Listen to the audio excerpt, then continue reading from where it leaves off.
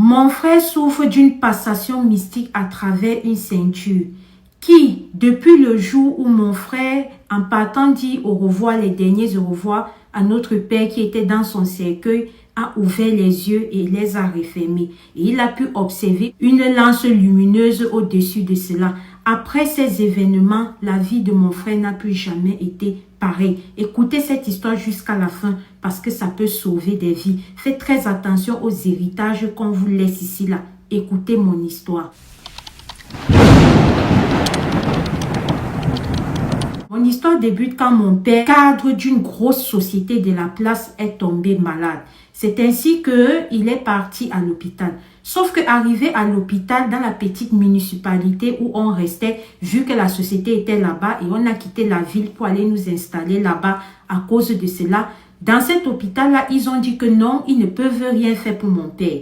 Qu'il faudrait qu'on puisse aller à la capitale pour pouvoir soigner mon père convenablement. Ce qu'on a fait, nous sommes partis à la capitale. Sauf qu'après 2 semaines de maladie de papa, voilà, il n'a pas pu tenir et il est parti. Mais avant qu'il ne parte, dans les derniers jours de sa maladie, tout le temps, il demandait mon petit frère, qui à l'époque des faits n'avait que 10 ans. Il demandait mon petit frère, il est où, il est où. Vu que le petit, pour des raisons scolaires, était resté dans la ville où nous étions, ne pouvait pas venir à la capitale avec nous. C'est comme ça que j'ai fait comprendre à mon père que papa, tu sais qu'il est resté fréquenté, il ne peut pas venir ici maintenant. C'est comme ça que malgré lui, il est parti sans pouvoir mettre le sur mon petit frère. Quand il s'en va maintenant, est venu le moment où nous étions censés faire les obsèques. C'est comme ça qu'il y a une tante qui est venue à la maison pour qu'on puisse organiser cela. Sauf que à mon insu, quand je n'étais pas là, elle a remis une ceinture à mon petit frère.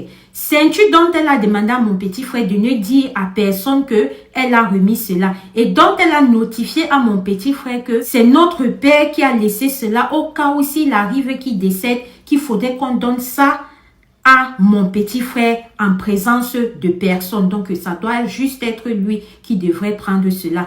Donc, comme je vous disais tantôt, elle a remis cette ceinture-là à mon petit frère. Mon petit frère l'a récupérée. Il ne m'a pas parlé de ça. On a continué à s'apprêter, voilà, pour pouvoir faire ses funérailles et tout. Est venu le jour où nous sommes descendus maintenant au village pour pouvoir le mettre 6 pieds sur terre. Alors, quand on arrive là-bas, on fait les cérémonies et tout et tout. Est venu le moment où tout le monde était censé aller dire un dernier mot à mon père qu'on devait enterrer. C'est donc comme ça que tout naturellement, tout le monde est passé. Et nous, étant ses enfants, on devrait aussi passer. C'est comme ça que je suis passée. J'ai dit mes au revoir à mon papa. À son tour, mon petit frère est passé. Il a dit les au revoir à papa. Sauf que quand mon petit frère est parti, ce qui s'est passé là-bas, il m'a dit plus tard, parce qu'il a dit qu'il ne voulait pas alerter les gens. Sois concentré, je vais te détailler tout cela. Alors quand mon petit frère est parti, c'est comme ça qu'il a aussi dit les au revoir à papa et tout ça. Et nous sommes rentrés. Sauf que quand nous sommes rentrés, voilà, nous sommes partis rester un moment chez notre grand-mère.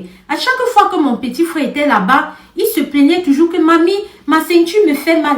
Mamie, ma ceinture me fait mal. C'est là où maintenant la mamie lui demande que mais ta ceinture là, tu as seulement acheté ça, ce n'était pas ta taille ou comment? Hein? Pourquoi ça te fait toujours mal et tout et tout? Elle vient regarde. Sauf que le petit, tel qu'il m'a expliqué, quand il restait et qu'il avait mal, la ceinture lui faisait mal. Malgré qu'il desserrait, ça faisait toujours mal. Malgré qu'il desserrait, ça faisait toujours mal. C'est comme ça qu'il repart encore vers la mamie. La mamie dit que, qui t'a même acheté alors une ceinture même qui te fait mal comme ça? C'est comme ça qu'elle m'appelle. Elle me dit que, la ceinture de l'enfant, si ça lui fait mal et tout et tout. C'est comme ça que je lui dis que, maman, je ne connais même pas que il avait la ceinture-ci là. C'est comme ça qu'on ne s'est pas attardé sur ça et c'est passé. Mais sur le coup, la mamie a dit que, ok, comme la ceinture-ci te dérange, il faut donc me donner. Elle a pris la ceinture avec elle. Vous allez comprendre que cette ceinture-là, le fait que ma mamie ait retiré ça sur l'enfant, elle a sauvé mon petit frère. Parce que en retirant cette ceinture, elle a empêché cette dernière d'établir un contact de passation de vampirisme. Je poursuis. C'est comme ça que nous sommes restés et tout et tout. Un jour, nous étions à la maison. Vous connaissez les gens qui marchent souvent, qu'ils font les prières et tout ça. Ce ne sont pas des témoins de Jéhovah. Je ne connais pas vraiment quelle région c'est, mais ce ne sont pas les témoins de Jéhovah. Donc, ils sont venus comme ça là, qu'ils vont faire la prière et tout et tout. Comme ma grand-mère était aussi une dame qui priait, que ok, venez. Ils sont entrés. Quand ils arrivent, Premier regard qui tape sur eux, ils voient mon petit frère. Ils demandent à ma grand-mère que, mais le petit si, c'est qui pour vous? Elle dit que c'est mon petit-fils. Son père, voilà, est parti il y a quelques mois. Donc, ils sont un peu ici, là, pour rester avec moi. Ils disent que on voit quelque chose autour de votre enfant qui n'est pas bien. On voit quelque chose. C'est là où ils continuent. Ils disent que l'enfant, si, on voit comme quelque chose qui est au niveau de ses reins, qui entoure ses reins, et c'est pas bon. C'est là où la grand-mère dit que oui, c'est vrai que par le passé, il se plaignait de la douleur au niveau des reins, mais c'était dû à une ceinture. Ceinture que quand j'ai vu, il se plaignait trop de cela, j'ai décidé de prendre et de garder. C'est comme ça que les messieurs ont dit ok, allez nous amener la ceinture là, parce que on pressent quelque chose et ce qu'il a là, ça vient de là. C'est comme ça que la grand-mère est partie prendre la ceinture, elle est venue avec. Quand elle va prendre la ceinture, elle vient maintenant avec. Les gens disent que non, non, non, non, ça c'est pas une ceinture normale. C'est très mystique, c'est très mystique. C'est le serpent, c'est le serpent. C'est comme ça qu'ils prennent ça, comme ils arrêtent ça comme ça là, ils lâchent seulement que non, c'est le serpent, c'est le serpent. Il faut prier sur ça, il faut prier sur ça immédiatement. C'est comme ça que et mon petit frère, et ma grand-mère et moi, nous restons maintenant, on prie, on prie, on prie. Quand on a prié encore et encore, à partir du moment où ils ont jugé qu'il n'y avait plus du danger, c'est là où maintenant ils ont demandé à ma grand-mère que mais qui a donné la ceinture-ci à l'enfant? Comment vous pouvez donner les choses comme ça à l'enfant? C'est là où ma grand-mère dit que non, moi je ne sais pas d'où la ceinture la sort. J'ai même cru que c'est sa soeur que voilà qui avait acheté ça. Mais moi, je ne sais pas d'où ça sort. C'est là où moi aussi, je dis que non, moi-même, je ne sais pas d'où ça sort. Quand moi-même, je lui ai vu avec, je me suis dit que, ah, peut-être c'est une tante ou bien quelqu'un qui a acheté ça et que je ne connaissais pas seulement. C'est que vous êtes en train de dire là, moi-même, je ne sais pas d'où la ceinture-ci sort. C'est comme ça qu'on demande maintenant à l'enfant que, ok, ceinture-ci là, qui t'a remis la ceinture là, c'est là où il nous fait comprendre, comme je vous ai dit en début de vidéo, que c'est notre tante qui lui a remis cette vidéo sous ordre de papa qui avait dit que, comme je vous ai dit là. C'est là où on dit maintenant que non, ça c'est un serpent. C'est comme ça que, quand le monsieur l'a dit maintenant que ça c'est un serpent et où c'était passé là, c'est comme ça que ça s'est transformé en serpent. Et ça a disparu. Sauf que quand ça disparaît maintenant là, vous savez où ça allait se placer. Comme ça a disparu là, c'est parti s'enterrer maintenant dans le terrain que papa avait acheté. En l'occurrence, la maison où on habitait là. Donc au jour d'aujourd'hui, comme on a empêché que cela puisse s'unir avec mon petit frère, c'est parti rester dans la maison que mon père a laissée. Jusqu'au jour d'aujourd'hui, personne n'habite là-bas. Qui va l'habiter avec le serpent là qui est là-bas?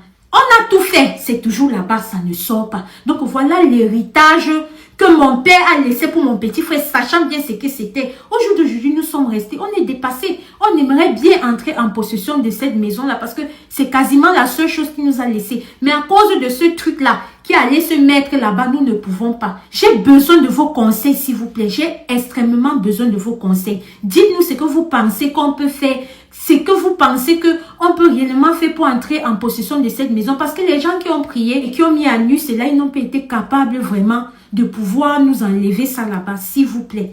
On a déjà tout fait. Peut-être il y a quelque chose qu'on a peut-être loupé ou qu'on n'a pas bien fait. Que vous allez dire en commentaire qui pourra sincèrement nous aider. Voilà comment mon petit frère a échappé. Si j'ai tenu à partager mon histoire, c'était pour vous demander de vous méfier des héritages qu'on vous laisse. Même votre propre père, même votre propre mère peut vous laisser quelque chose qui va vous dépasser. Soyons prudents avant d'entrer en possession d'un héritage. Soyons vraiment prudents. Aujourd'hui, mon petit frère a 14 ans, il se porte bien, mais si ça n'avait pas été, comme je vous ai expliqué, là, peut-être il ne serait plus là, ou alors je ne sais pas. Personne ne peut voir dans l'avenir. Vraiment, j'ai besoin de vos conseils en commentaire. C'est la raison pour laquelle j'ai partagé mon histoire, mais aussi parce que je voulais sensibiliser. Shalom. Alors la famille, ça c'est l'histoire d'une sœur qui est entrée dans notre inbox pour nous raconter son histoire. Vraiment, j'ose croire que vous avez suivi ces derniers jusqu'à la fin. Si un temps soit peu ça t'a parlé, ça a attiré ton attention sur quelque chose, partage à quelqu'un qui a besoin d'écouter ça. Partage à quelqu'un que tu sais que en envoyant cette vidéo, si ça peut changer, ça peut lui sauver la vie. On ne sait jamais. Ce que tu simplifies peut aider quelqu'un. Ma tata, je te remercie infiniment de m'avoir fait confiance et de me confier ton histoire. Je sais au fond de moi que j'ai oublié certains détails et je te demande pardon pour ça. Mais je sais aussi que j'ai dit ce qu'il y avait à dire. Le plus important, j'ai passé ton message. Vraiment, soyons prudents. Prions sans cesse parce que le dehors est miné. Si toi aussi tu as une histoire vraie ou mystique que tu aimerais partager avec nous, je t'invite à nous écrire sur ce numéro qui s'affiche là ou de nous écrire même en inbox. Ensemble, on va se mettre d'accord sur comment est-ce que je vais présenter ton histoire. Sur ce numéro, je ne prends pas d'appel. C'est juste pour envoyer soit les messages par audio, soit par écrit. Je ne décroche pas d'appel sur ce numéro-là. Vraiment, je te remercie encore une fois de plus. Et n'hésitez pas à faire comme la tata. Venez aussi partager vos histoires parce que si son histoire vous a aidé, votre histoire peut aussi aider quelqu'un d'autre. Ici Alicia Lotus, on se dit à très bientôt pour une prochaine vidéo. Shalom à mon tour. Au revoir la famille. Merci. Alors là, vous avez une boutique afro, on va dire, qui propose tous nos petits colliers africains originaux et qui est située en Afrique du Sud, mais qui a ses représentants au Cameroun. Donc, si vous aimeriez commander un collier comme le mien, comme ceux dont je porte dans cette vidéo, vous pourrez contacter le numéro qui est présent sur cette vidéo. Et vous n'avez qu'à faire le choix. Regardez vous-même, observez. Il y a des différentes variétés. Il y en a pour tous les prix, il y en a pour tous les genres. Je vous invite massivement à partir, entrer en contact, écrire ce numéro-ci. Choisissez sur cette vidéo un article qui vous plaît. Ou alors, si vous avez un article en tête, vous pouvez toujours contacter et on vous dira. Je vous assure, les prix sont abordables. Donc, ne voyez pas la qualité, ne voyez pas comment c'est tellement beau, bien arrangé et tout. Vous avez peur que non, les prix, nanani, nanana, non. Je vous assure, les prix sont abordables et ce sont des trucs de très bonne qualité. Moi, vous connaissez, je suis en Europe et on a pu me livrer ça ici. Donc, vous aussi, qu'importe où vous êtes, cette personne livre partout dans le monde. Les filles, vous ne voulez pas être un peu stylé, genre des filles de l'Afrique du Sud, des Sud-Africains, mode Zoulou, ou alors comme des Kenyans, je vous assure, vous ne seriez pas déçus. Les filles, allez commander, même les gars aussi, il y en a pour tout. Vous voyez, si vous êtes peut-être en couple avec les whiteys, il y a des boubous tels que vous avez vu sur cette vidéo pour leur faire découvrir notre culture. Pareil, si là-bas c'est un homme, si c'est une femme, il y a ces colliers-là. Je vous assure, regardez comment c'est joli sur moi en passant. Oh, allez, contactez ce numéro, commandez, on livre partout dans le monde. Merci.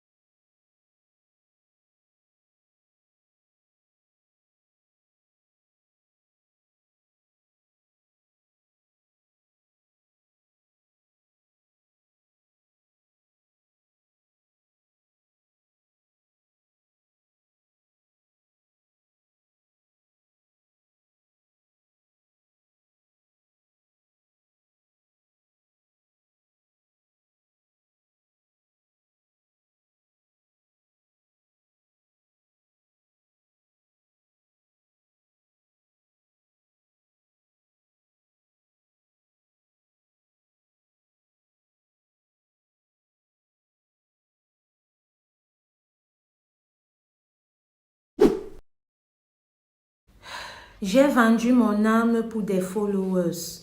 Mon histoire commence alors que j'étais toute petite. Je nourrissais ce rêve-là de pouvoir devenir influenceuse. Je nourrissais ce rêve-là d'avoir une communauté à moi, d'avoir une page et avoir des gens qui me suivent, qu'importe ce que je fais et comment est-ce que je fais. Alors, dans ce parcours, je n'étais pas toute seule. J'avais une amie avec qui on peut dire on avait le même rêve. C'est ainsi que quand on a grandi, on a décidé qu'ok, on va concrétiser ce dernier. Un jour, elle et moi, nous sommes restés, on a mis sur pied une stratégie afin de pouvoir devenir influenceuse, créatrice de contenu et de pouvoir avoir l'impact qu'on voulait. Sauf qu'on s'est très vite rendu compte que après avoir créé autant de vidéos qu'il fallait, ça n'allait pas. Après avoir créé, essayé différents contenus, voilà, on était toujours en train de stagner. Rien ne marchait pour nous. On n'avait pas de visibilité. On n'avait pas d'abonnés et on ne gagnait rien de chez rien. C'est comme ça qu'un jour, nous sommes restés. On a décidé qu'on va aller dans l'inbox d'un influenceur très connu, histoire de lui demander en tant que petite sœur nouvelle dans le domaine, comment est-ce qu'il faudrait faire, comment est-ce qu'il pense qu'on peut s'y prendre afin d'avoir une visibilité comme lui et des abonnés comme lui et gagner enfin quelque chose. C'est comme ça que le choix a été fait rapidement parmi une panoplie d'influenceurs. On a choisi un que nous sommes allés vers lui. On a décidé de l'écrire. Alors, quand on part dans son inbox, on a dit bonjour tonton, voilà, on est nouvelle dans tel domaine. On aimerait, si c'est que tu peux nous donner quelques astuces de comment est-ce qu'on pourrait faire afin de pouvoir avoir une petite notoriété. Parce que ça fait déjà un moment, on essaye, on n'y arrive pas. Quand on a envoyé ce message-là, je dois vous assurer, toute la journée, nous étions là. On a regardé cette messagerie pour voir si ce qu'il allait réagir. Mais malheureusement pour nous, il ne nous a pas répondu le même jour. À vous dire vrai, nous, on s'est même dit que, est-ce qu'il va même vraiment répondre? Ce gars qui a des millions d'abonnés va prendre son temps de venir nous répondre. On a laissé, on a vaqué à nos occupations, sauf qu'on est resté 3 jours plus tard. C'est comme ça qu'on s'en rend compte qu'il nous a répondu. Alors quand on voit ça, ça a vraiment été une joie pour nous que, le gars, s'il avait tous ses abonnés, il a quand même trouvé le temps de venir nous répondre. C'est comme ça qu'on est parti, il a vu, il a dit que, ok, mes petites, il n'y a pas de souci. J'ai essayé un peu de parcourir ce profil qui m'a écrit et j'ai vu un peu ce que la personne de ce profil fait et tout et je dois vous assurer que je peux voir à travers cela des efforts. Mais il faudrait que vous sachiez que dans cette vie des influenceurs, dans cette vie des créations de contenu, c'est vrai, il y a certains que les efforts vont marcher, mais ce n'est pas le cas de tout le monde. Et j'ai bien lu votre message, donc je constate que vous voulez la notoriété et tout ça, il n'y a pas de souci. Mais est-ce que vous êtes prête à accepter certaines choses? Est-ce que vous êtes prête à vouloir passer un certain cap? Quand il nous a posé cette question-là, c'est comme ça que, étant avec ma copine, voilà, on a bien réfléchi. On s'est dit que, oui, il n'y a rien de mal. On va accepter que nous sommes prêts et tout et tout. C'est comme ça qu'on a écrit le message de retour que oui, nous sommes prêts, voilà et tout. Et on aimerait vraiment que si tu puisses nous coacher, nous montrer comment est-ce que faire, vraiment l'Éternel te le rendra. C'est comme ça que quand on a envoyé le message, c'était en journée, dans la nuit, il est venu nous répondre. Il a dit ok. C'est ainsi que dans un premier temps, il nous a dit que ce qu'on va faire, il serait mieux et judicieux qu'on puisse se rencontrer physiquement, histoire de mieux parler et histoire pour qu'il entre bien dans les détails. Ce qui a été fait, il nous a donné un jour, une heure à laquelle on devait aller le rencontrer dans un endroit de la place. C'est comme ça que nous sommes partis, arrivés là-bas. On était vraiment stupéfaites de voir ce grand influenceur-là devant nous. On était contentes et tout. On a pris place, on a causé avec lui. Voilà, on a encore tout dit, ce qu'on l'avait déjà dit par le passé. Il nous a dit que oui, les filles, ne vous inquiétez pas, je vous ai écouté. Donc, si je suis là, j'aimerais que vous puissiez savoir que moi, je ne travaille pas seule. J'ai un manager qui s'occupe de mes contrats, qui s'occupe de mes ouvertures et tout et tout. Donc, ce qu'on va faire, afin de pouvoir vous aider, je vais vous mettre en contact avec mon manager. Et ce qu'il va vous faire sera totalement gratuit, histoire de pouvoir vous pousser. Mais sachez aussi que si vous demandez de faire quelque chose, vraiment, faites-le confiance. Il faudrait le faire parce que moi, je fais tout ce qu'il me demande et vous voyez le résultat. C'est comme ça qu'il nous a dit qu'ok, on va se retrouver tel jour encore ici avec mon manager. C'est comme ça qu'on s'est séparés, s'étant mis d'accord et tout et tout. Le jour venu, on se retrouve encore là-bas avec son manager. Quand on se retrouve maintenant là-bas avec son manager ainsi que lui, c'est comme ça qu'on débriefe encore tout et tout. Le manager nous fait comprendre que oui, il m'a déjà expliqué tout et tout. Donc maintenant, ce que j'aimerais que vous puissiez savoir, c'est que il y a un petit endroit là que je sais que les gens qui ont de l'argent, les gens qui peuvent facilement faciliter votre visibilité, les gens qui peuvent facilement vous aider, ainsi que d'autres créateurs de contenu se retrouvent. J'aimerais que dorénavant, que vous puissiez prendre part à ces petits échanges-là et vous voyez que ça va vous aider. Ça tombe bien, le prochain échange, c'est dans 2 jours. C'est comme ça qu'il nous a donné le lieu et tout et tout. Je ne vous dis pas. Imaginez notre tête, ma copine et moi, quand nous sommes arrivés là-bas. C'est-à-dire que tous ces gens que vous voyez aussi sur les réseaux sociaux, là, ils étaient là-bas. On aurait dit qu'ils appartenaient tous à un même cercle. Et en même temps, ça s'explique pourquoi les gens parlent toujours des mêmes personnes. Bref, ça, c'était la parenthèse. Quand nous sommes arrivés là-bas, la fête était bien, hein, c'était normal. Tout se passait bien, on a mangé, on a bu. Sauf qu'à un moment donné, on a décidé que on va faire un petit recueillement, histoire de remercier, voilà, l'univers de nous avoir réunis, nous tous là-bas et tout et tout. C'est comme ça que tout le monde s'est arrêté les mains. On a fait une sorte de prière qui, vue de face, était vraiment sans danger. Qui, vue de face, ne pouvait pas alarmer quelqu'un. Mais ce qui s'est passé après, je vous invite à rester concentré pour pouvoir l'écouter. Quand on a fini cela, c'est comme ça qu'on s'est tout le monde séparé. Chacun est rentré chez eux. Ma copine est partie chez eux. Moi-même, je suis partie chez moi. Sauf que dans la nuit là, ce qui s'est passé dans ma vie et dans la vie de ma copine, vous n'êtes pas prêts à écouter. Ce qui s'est passé dans ma vie et dans la vie de ma copine, vous ne vous en doutez même pas. Dans la nuit là, quand nous étions en train de dormir, c'est comme ça que tous ces gens qu'on avait vus dans cette réunion physique où on était, on a eu l'impression que on s'est retrouvés dans un autre endroit où on était nous tous, mais sauf que cette fois-ci, ces gens-là étaient habillés, genre en tenue noire, avec des trucs comme le liquide rouge là sur eux. Vous connaissez le liquide rouge là, non? Que quand tu fais ça, ça tac, tac, tac, avec le liquide rouge là sur eux. Et ma copine et moi, clairement, nous étions les 2 seules personnes qui n'arrivaient pas à comprendre où est-ce qu'elles se trouvent et ce qui est en train de se passer. C'est comme ça que ces gens-là, ils étaient en train de faire des cérémonies, ils étaient en train de faire des incas, ils étaient en train de faire des sacris. Bref, des trucs qui faisaient que on comprenait que c'était à l'encontre de nous et donc même dans ce rêve-là, on se sentait mal. C'est comme ça que je suis saute du lit, je me lève, je transpire, j'avais comme des gouttes sur moi. Je décide de prendre mon téléphone, tac, tac, tac, j'appelle ma copine. Ah, maman, ce que je suis en train de vivre là, c'est quelque chose, hein. Ce que je suis en train de vivre là, hé, ma copine aussi, elle me demande que maman, tu as vu la même chose que j'ai vu?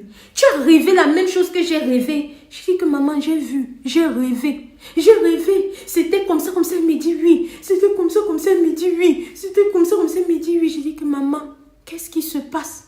C'est comme ça qu'elle et moi au téléphone, on a commencé à prendre peur. Le matin, quand le matin est arrivé, on se retrouve, histoire d'être sûr qu'on a vraiment vécu les mêmes choses, histoire d'être sûr que ce n'est pas peut-être les émotions, histoire d'être sûr que ce n'est pas peut-être l'imagination de notre esprit, mais je vous rassure, ma copine et moi, on a décrit les mêmes choses, on a vécu les mêmes trucs identiques cette nuit-là. C'est comme ça qu'on est resté, on était dépassés, mais on s'est dit que non, c'est rien de grave en fait. On est resté tranquille. On a continué à mener notre petite vie et on a continué à crier. Sauf qu'une semaine plus tard, on s'est rendu compte que, après avoir participé à la réunion là, quand on faisait les posts maintenant, tous ces influenceurs là, ils partageaient nos posts. Quand on faisait les vidéos maintenant, tous ces influenceurs là qui étaient à la réunion avec nous, ils partageaient et c'est comme ça qu'on a commencé à voir de la visibilité. C'est comme ça qu'on a commencé à voir de la notoriété. C'est comme ça que notre contenu a commencé à devenir célèbre. Ceci a duré très exactement 1 mois.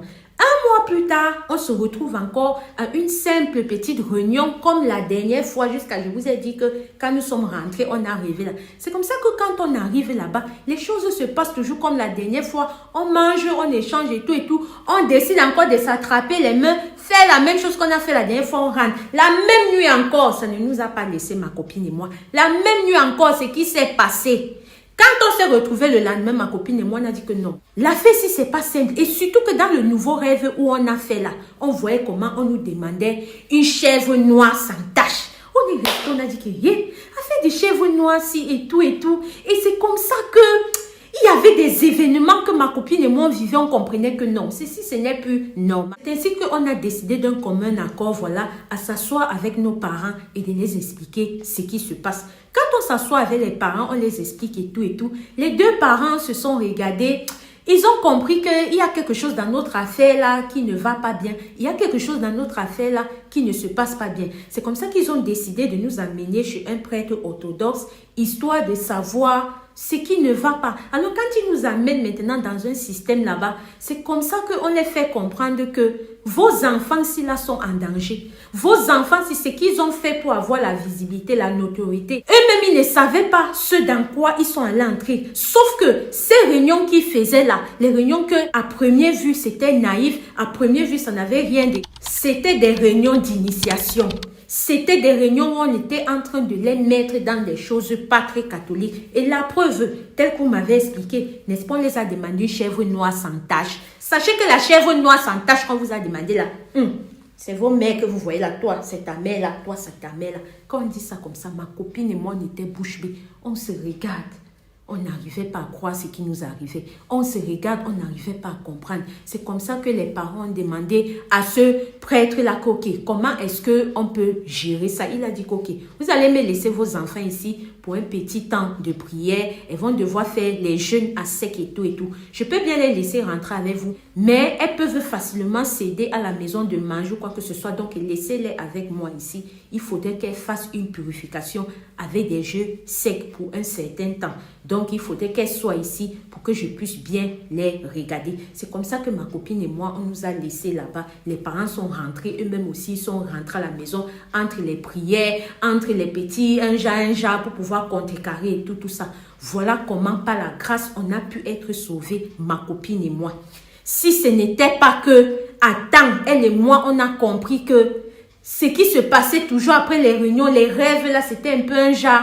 C'est qu'au jour d'aujourd'hui, on ne serait pas là. Ou du moins, je ne serais pas là pour vous raconter cette histoire. J'espère vraiment que vous aurez compris ce qu'il faudrait comprendre sur cette histoire. Je vous assure que à force de vouloir la visibilité, à force de vouloir la notoriété, ma copine et moi, sans même faire exprès, étant toute naïve, on s'est dit que non, de nos jours, tu peux être là comme ça. Tu vois quelqu'un qui fait ce dans quoi tu vois, tu t'en vas et qui va t'expliquer tout simplement que j'ai fait comme ça. Mais non, vous avez compris à travers mon histoire que tu peux voir quelqu'un qui fait comme ça. Si tu tombes sur une personne qui fait comme ça, qui le fait de manière naturelle, c'est ta chance. Mais si tu tombes sur le genre que ma copine et moi nous sommes tombés là, que lui là, son fait comme ça n'est pas de manière naturelle, il va t'amener dans des choses pas catholiques. Si c'est que tu n'as pas la grâce de comprendre à l'avance ce qui est en train de t'arriver, qui vient soit sous forme de songe ou de rêve, tu vas laisser ta part de souffle là-bas. Donc faites très attention. J'espère vraiment que mon histoire vous a enseigné quelque chose. Shalom. Alors la famille, ça c'est l'histoire d'une sœur influenceuse que je ne vais pas donner son nom parce qu'elle m'a fait confiance de venir me confier son histoire comme tous ceux qui le font jusqu'à présent. Elle m'a dit, Alicia, approprie-toi de mon histoire et raconte-la à tes abonnés. Parce qu'il y a certaines personnes ici que quand on les parle, ils disent qu'ils sont les tomates. Quand on les parle, ils disent qu'ils maîtrisent. À moins que la vie les enseigne, ils ne veulent pas allumer leur cerveau. Donc elle est entrée comme ça, elle m'a raconté son histoire. Elle m'a demandé de me l'approprier comme toutes les histoires que je fais ici. Afin de raconter si cela peut sensibiliser, si cela peut aider son prochain. Ce que j'ai fait. Si tu écoutais l'histoire de cette soeur jusqu'à la fin et qu'un temps soit peu ça t'a parlé, un temps soit peu ça t'a sensibilisé, faut envoyer ça à quelqu'un que tu sais qui a besoin d'écouter cela. Faut envoyer ça à quelqu'un que tu sais qui en ce moment fait n'importe quoi, ça ne marche, puis il se dit peut-être qu'il y a telle personne qui fait la même chose comme moi, je vais aller demander qu'il fasse ou qu'elle fasse attention. Il y a ceux-là qui font naturellement, il y a ceux-là que avant d'avoir, ils font d'autres choses, un bracata derrière. C'est à vous maintenant d'avoir le discernement. Et avoir le discernement aussi, c'est à travers ce genre d'histoire que je partage sur ma chaîne, que d'autres partagent sur les chaînes parce que je ne suis pas la seule qui a cette ligne éditoriale. C'est ça qui va allumer votre cerveau. C'est ça qui va vous permettre de ne pas en sortir bredouille et de pouvoir mieux vous amener à certaines choses. Quoi qu'on dise souvent que quand quelque chose va t'arriver, non. Même si tu te préserves, comment ça va te prendre, mais prévenir veut mieux que guérir. C'est de ça qu'il s'agit. Ici, Alicia Lotus, prions sans cesse, soyons prudents parce que le dehors est miné. Si toi aussi tu as une histoire vraie, une mystique à nous confier, je t'invite à nous écrire sur ce numéro qui s'affiche là. Ensemble, on va se mettre d'accord sur comment est-ce que tu voudrais que je présente ton histoire. Soit je me l'approprie et je raconte, soit alors je partage tes audios. Ce que tu diras, c'est ce qu'on fera. Sur ce numéro, je ne prends pas d'appel, c'est juste les messages, soit par écrit, soit par audio. Et vous me dites ce que vous ne voulez pas que je mentionne à l'intérieur. Ici, Alicia Lotus, on se dit à très bientôt pour une prochaine vidéo. Shalom à mon tour, merci de m'avoir écouté. Au revoir.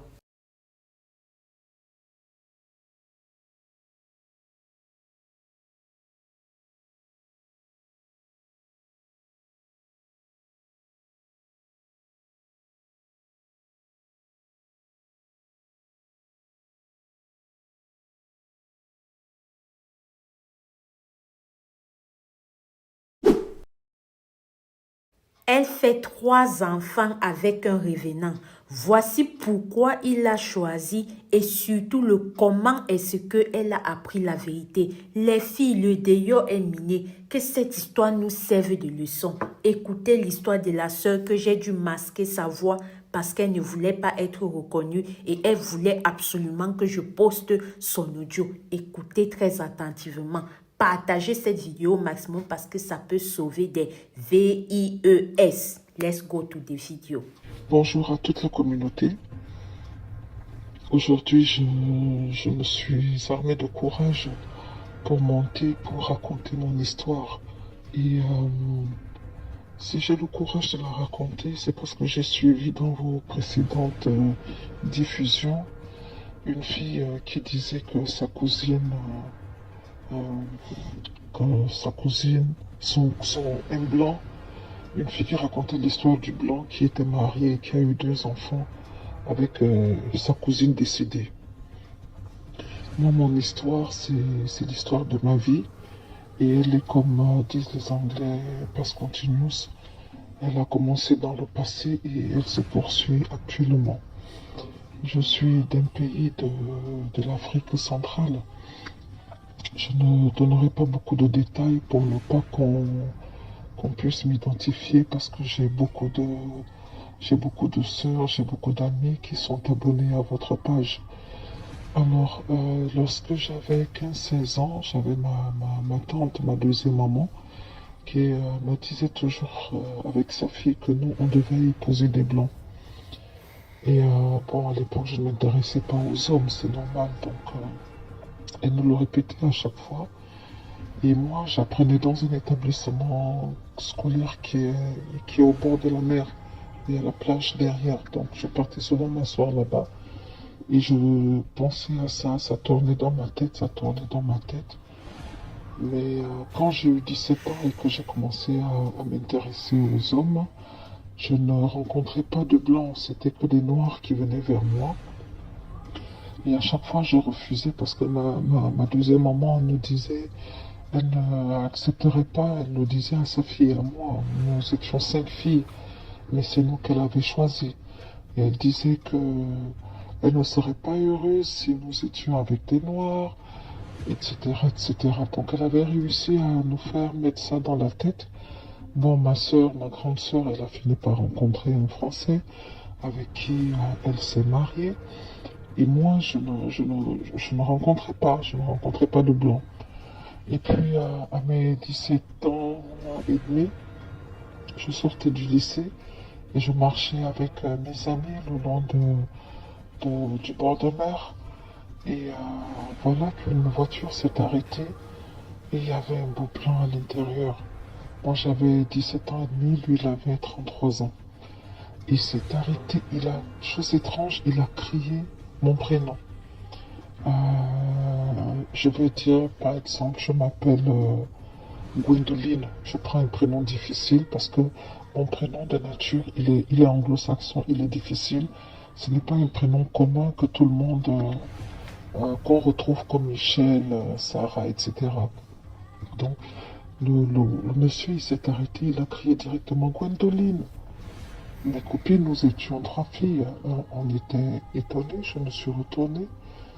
Et puis, elles me disent, mais il t'appelle. J'ai dit, mais moi, je ne le connais pas. Et il insiste, dit, Gwendoline, c'est moi. Moi, je ne le connais pas. Il est descendu de sa voiture. Nous sommes arrivés à sa hauteur. Et nous l'avons dépassé parce que je ne voulais pas m'arrêter. Je ne le connaissais pas. Et il me dit, il est descendu. Il est venu vers moi. Il me dit, mais c'est moi. Je t'ai retrouvé. J'étais surpris. Je dis, mais... je ne vous connais pas. Vous rigolez ou quoi? Moi, je ne vous connais pas. Il dit oui, mais c'est moi. De toute façon, je t'ai cherché et voilà, je t'ai retrouvé. Mais c'était un beau blanc. Il était beau. Il avait des yeux bleus, translucides. Il était vraiment beau. Et dans mon cœur, je me suis dit, waouh, un beau blanc comme ça, mais c'est pas possible. Je ne le connais pas. À l'époque, je ne connaissais pas de blanc du tout. Du tout. Et il m'a demandé où est-ce qu'on partait. Bon, nous sommes montés dans sa voiture. Et on a déposé mes copines et moi je partais au supermarché euh, pour prendre des trucs pour ma mère. Et nous sommes arrivés, il a fait des courses pour moi à hauteur de... Enfin, il a fait des courses pour la maison pour 280 000 à peu près. Dans le centre commercial, il y avait un magasin de sous-vêtements. Il m'a acheté plein de trucs. J'étais transporté par sa beauté. Et lui, il me parlait. On était vraiment à l'aise, comme si on se connaissait. Et il m'a déposé. Moi, j'habitais un bas quartier, hein, un bas quartier. Je ne voulais pas qu'il arrive devant la maison parce que il allait voir la misère du quartier. Il m'a déposé sur la route. Il m'a donné sa carte de visite. Il m'a dit, si dans 3 jours tu ne m'as pas appelé, moi, je vais te retrouver. Et avant de descendre de la voiture, il m'a remis un médaillon. Il m'a dit, garde ce médaillon. C'était un médaillon avec une photo de petit garçon. En fait, c'est lui quand il était petit. Il m'a remis ce médaillon. Il m'a dit, garde ce médaillon et ne le perds jamais. Bon, j'ai pris le médaillon et puis bon, je suis parti chez moi. Mais je crois qu'en transportant les sacs de courses, la carte de visite, elle est tombée parce que je ne l'ai pas retrouvée. Ce qui fait que au bout du 3e jour, je n'avais pas pu l'appeler parce que je ne retrouvais pas la carte. Le 4e jour qui se pointe devant la maison, c'était lui. Il vient avec mon cousin. Je lui dis, mais comment vous avez fait pour me retrouver? Il dit, mais je t'avais dit, je te retrouverai. Alors il était descendu par là où j'étais passé. Il a commencé à demander.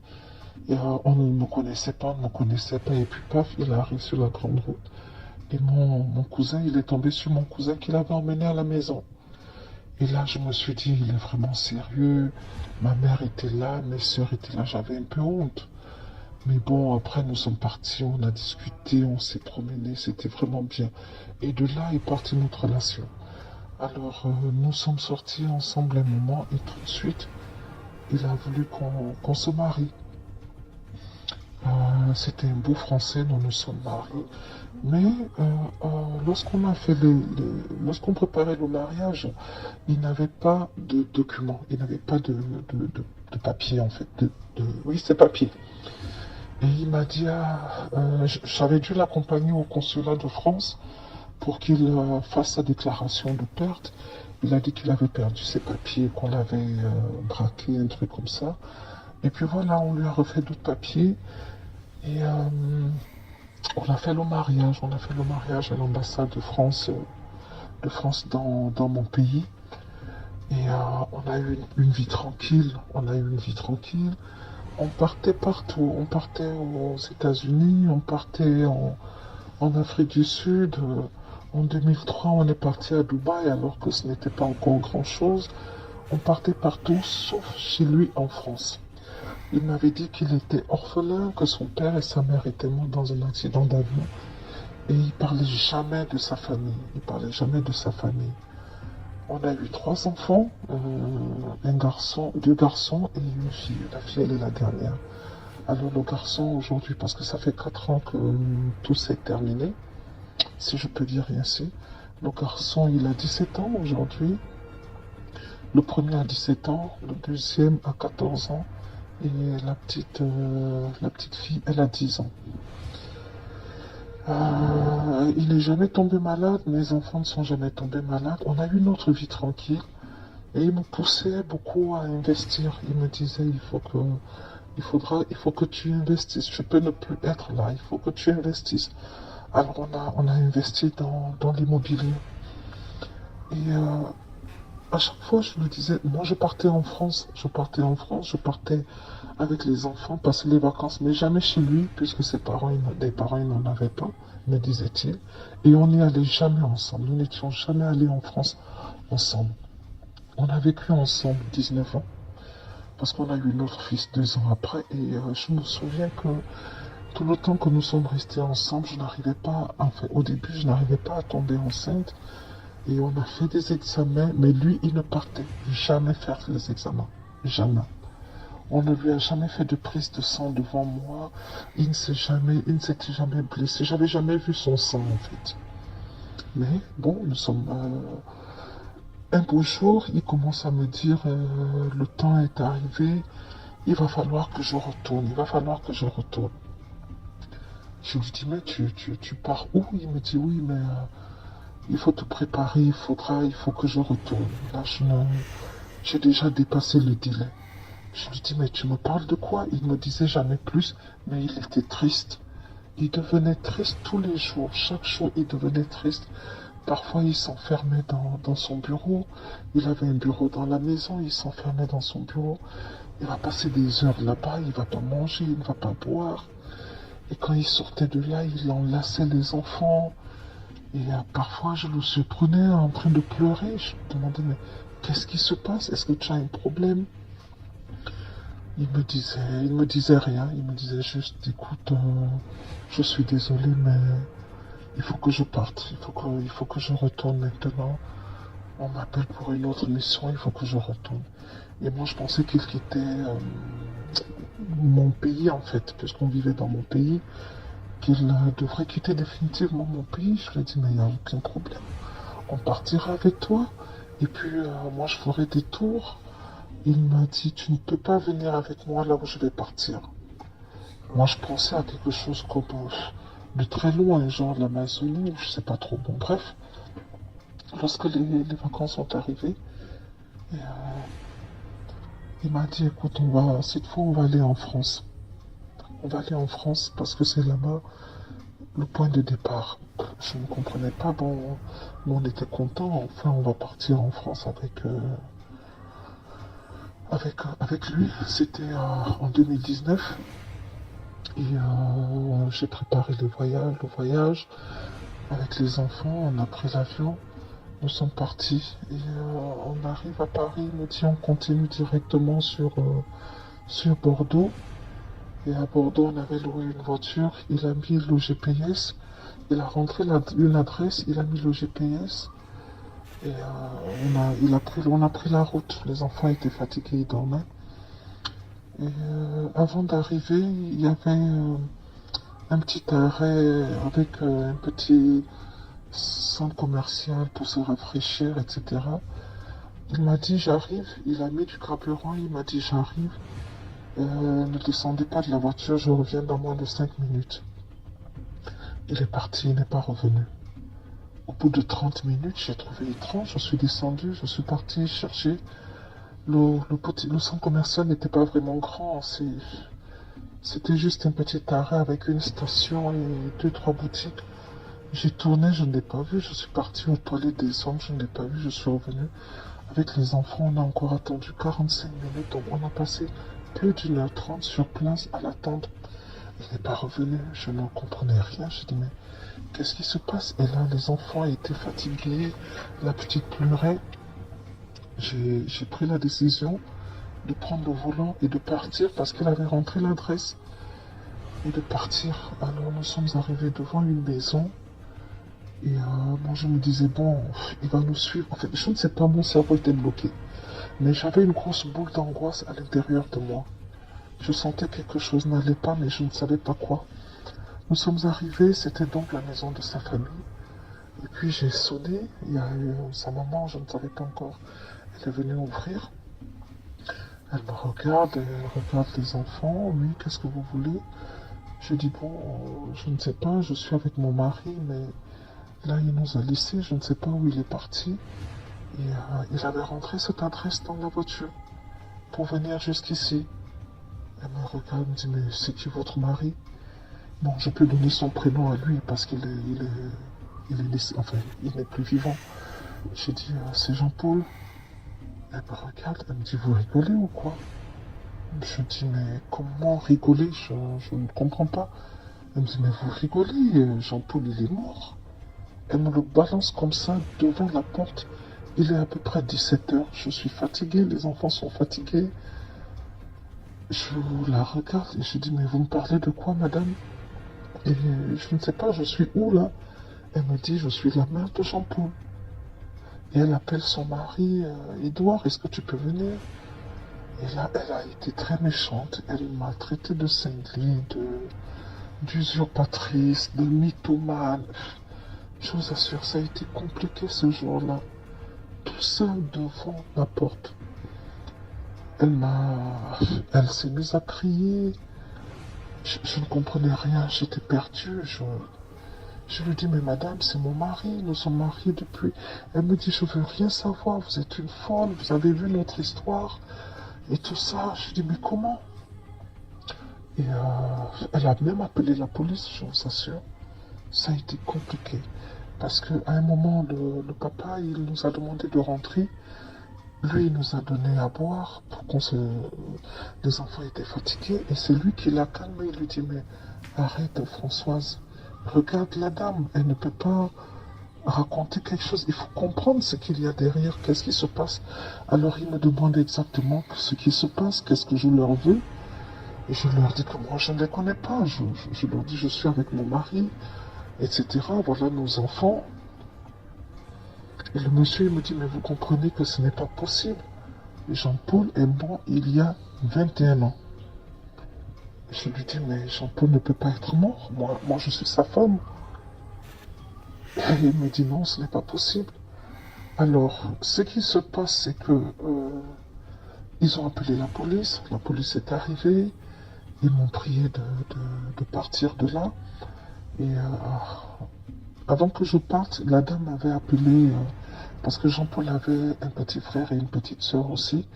La dame les avait appelés, la sœur de Jean-Paul, elle est à 2 heures de là, mais elle était au travail. Elle a dit à sa mère, écoute, essaie de les retenir jusqu'à demain. Elle avait un pressentiment. Elle avait un pressentiment parce qu'à chaque fois, elle voyait son frère en rêve et qui venait lui dire que j'ai ma vie, j'ai mes enfants, j'ai 2 garçons et une fille. Mais pour elle, c'était des rêves, donc elle ne savait pas que c'était vrai en fait. Et du coup, lorsque la maman l'a appelée, elle s'est dit, c'est peut-être... Elle a eu un pressentiment, mais sans plus. Alors la police m'a raccompagné avec les enfants pleuraient. Moi-même, j'étais perdu, j'étais lessivé, j'étais mal. Je pleurais toutes les larmes de mon corps, mon cerveau était bloqué. Je ne réfléchissais pas. Et nous sommes partis à l'hôtel, j'ai pris une chambre d'hôtel.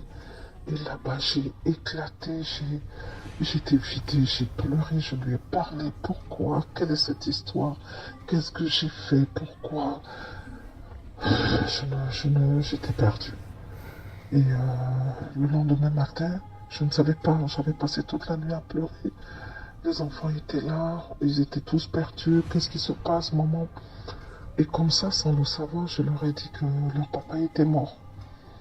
Mais je ne leur ai pas dit que leur papa était un revenant, je leur ai dit que leur papa était mort. Et la petite de dire, c'est pour ça qu'il n'est pas revenu lorsqu'on était au centre commercial. J'ai dit oui, c'est pour ça qu'il n'est pas revenu. Et le grand garçon, il est venu m'enlacer, il me dit, maman, c'est rien. Papa, il n'est pas mort, papa, il sera toujours avec nous. Et je vous assure que j'étais très très mal. J'étais mal parce que je n'imaginais pas, je ne savais pas ce que c'était. Je ne pensais même pas que j'avais été avec un revenant. Je n'y pensais pas. C'était pas possible en fait. J'étais bloqué. Et le lendemain, ils sont venus à l'hôtel où on était parce que c'est une petite ville hein, de Bordeaux. Donc tout le monde sait qui est là et tout ça. Donc ils sont venus. Et la petite sœur de Jean-Paul était arrivée. Excusez-moi. La petite sœur de Jean-Paul était arrivée et elle a demandé à me voir. Donc ils sont venus. Et moi je suis descendu. Les enfants ils sont restés. Et nous sommes repartis. Elle m'a demandé de prendre les enfants. Quand elle a vu les enfants, je vous assure que ma fille ressemblait très pour trait à sa tante. Très peu trait. Sauf les cheveux qui sont métissés, les cheveux de ma fille. Mais tout le reste, elle est comme très pour trait elle ressemblait très pour trait à sa tante. Alors nous sommes repartis tous avec les enfants dans leur maison. Et là, la maman, elle n'a pas arrêté de pleurer. Elle dit qu'elle ne peut pas y croire. Elle a pris les photos. Elle dit que ce n'est pas possible. Et la fille, elle est venue me trouver. Elle s'appelle Céline. Elle est venue me trouver. Et laissez-moi vous dire que mes 3 enfants portent. Le premier garçon porte le prénom de son père. Le deuxième garçon et la fille portent les prénoms de son frère et de sa sœur. Et quand nous sommes arrivés dans la maison, le caniche, ils avaient un caniche, enfin ils ont un caniche, il est toujours vivant. Le caniche s'est mis à aboyer, il est devenu comme fou. Il a tournoyé sur lui-même. La mère était, elle était invivable. Elle a refusé, elle m'a traité de voleuse de nouveau. Le caniche a sauté. Les photos des enfants sont sur une commode au salon, sur une console.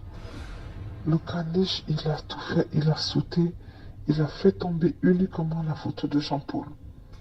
Personne n'a fait attention. Après, il est parti dans la chambre caniche, je ne sais pas trop dans laquelle. Il est revenu avec une carte postale qu'il a jetée par terre. La maman a juste pris la carte postale, elle a posé sur la console.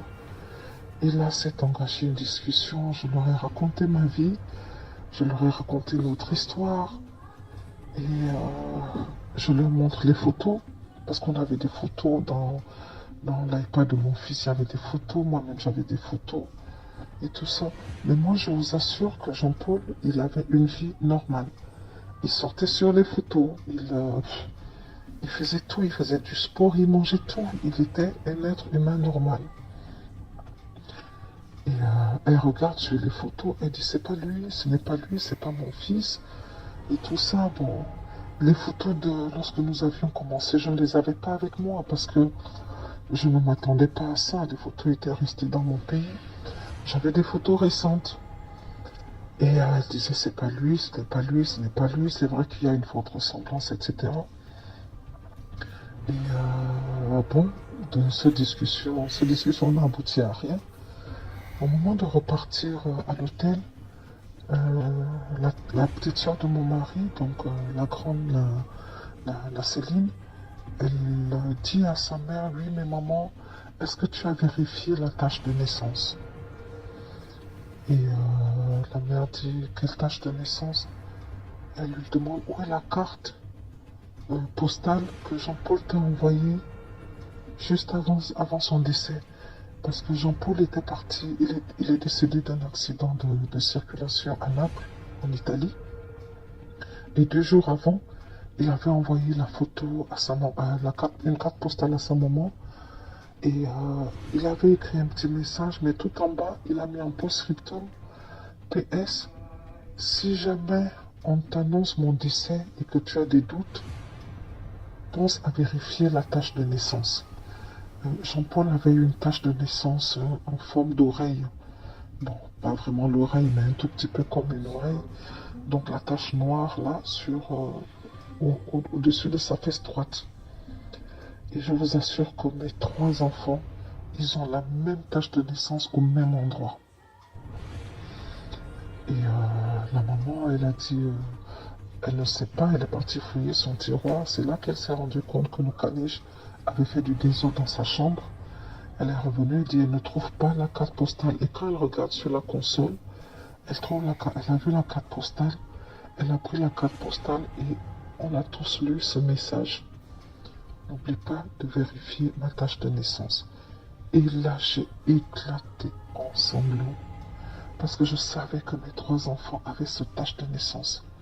Et c'est à ce moment que j'ai véritablement réalisé que j'avais été marié, que j'avais vécu pratiquement 21 ans avec un revenant. Je n'en revenais pas. J'ai éclaté en sanglots. Et je sentais comme s'il avait posé sa main sur mon épaule, comme s'il me disait de ne pas pleurer, que c'était rien. Je n'en revenais pas. Je n'en revenais pas. Et j'ai pensé, à ce moment, j'ai pensé aussi à prendre le médaillon qu'il m'avait donné le tout premier jour. Je l'ai montré à sa maman. Et elle a dit oui, c'est lui. En fait, tout était devenu... Parce qu'ils ont regardé sur les enfants, en fait. Ils ont regardé sur les enfants. Chacun a montré sa tâche de naissance. C'était incroyable. C'était incroyable. C'était triste.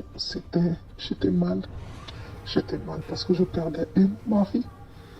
Et je découvrais quelque chose de, de je veux dire quoi, d'incompréhensible en fait, d'inexplicable.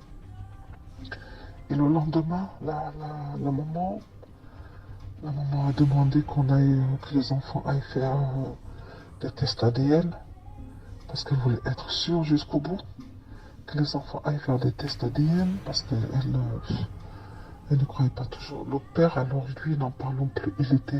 C'est comme s'il avait reçu l'expression exacte, un coup de massue sur la tête. Il était sonné.